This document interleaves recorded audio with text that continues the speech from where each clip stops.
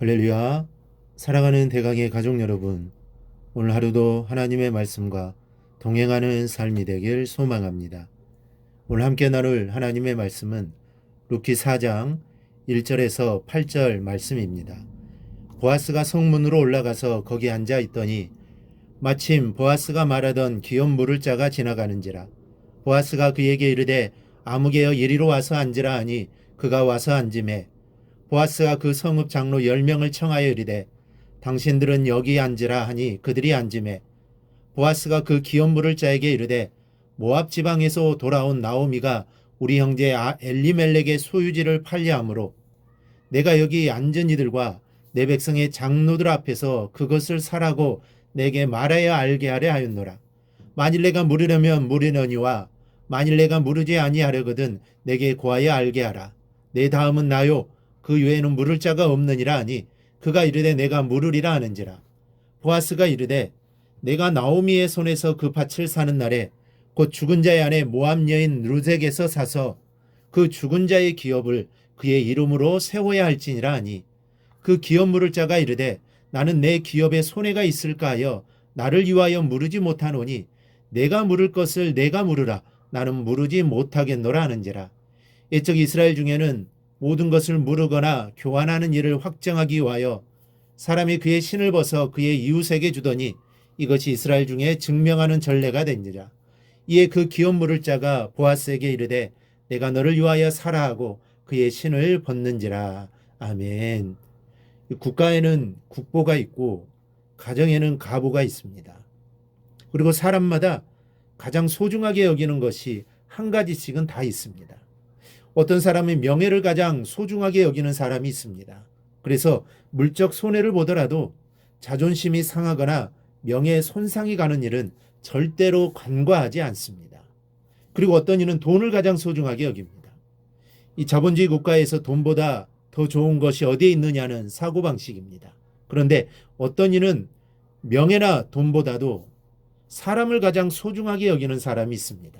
그래서 사람들과 좋은 관계를 유지하기 위해서 많은 노력을 기울입니다.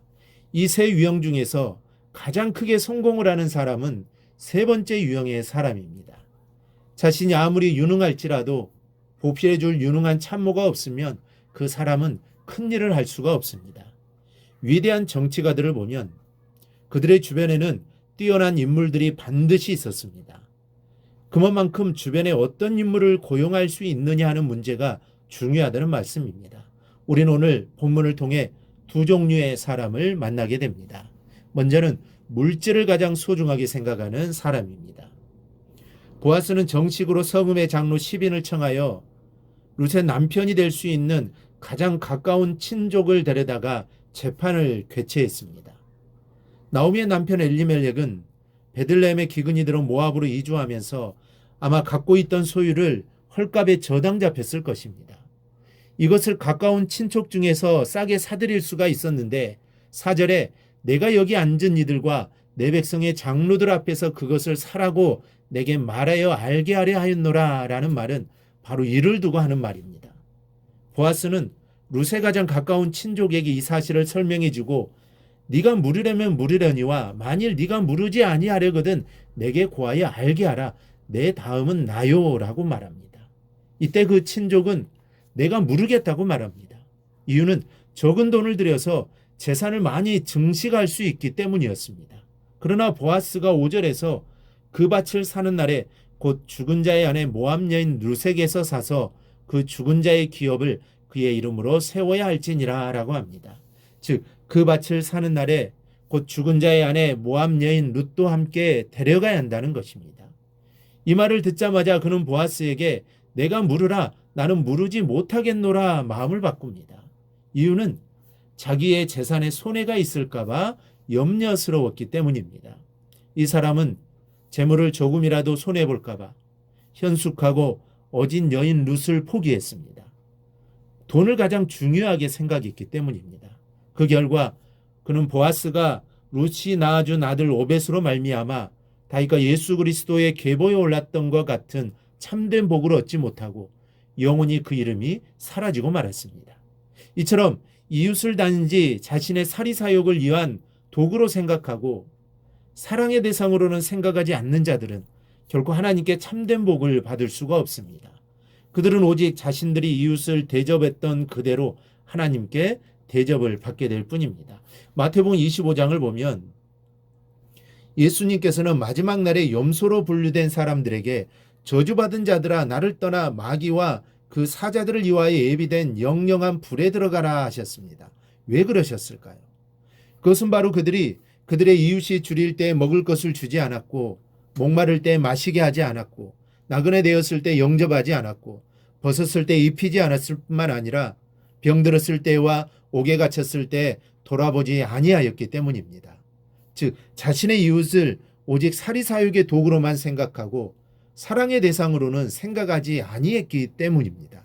그러므로 우리는 결코 우리의 이웃을 사리사욕의 도구로 생각하는 악한 자들이 되어서는 안 됩니다. 오직 그들을 사랑의 대상이요 섬김의 대상으로 여기고 진심으로 사랑하며 섬기는 우리가 되어야겠습니다. 두 번째는 돈보다 사람을 더 중요하게 생각하는 유형입니다. 이 보아스라는 사람이 바로 이런 사람입니다.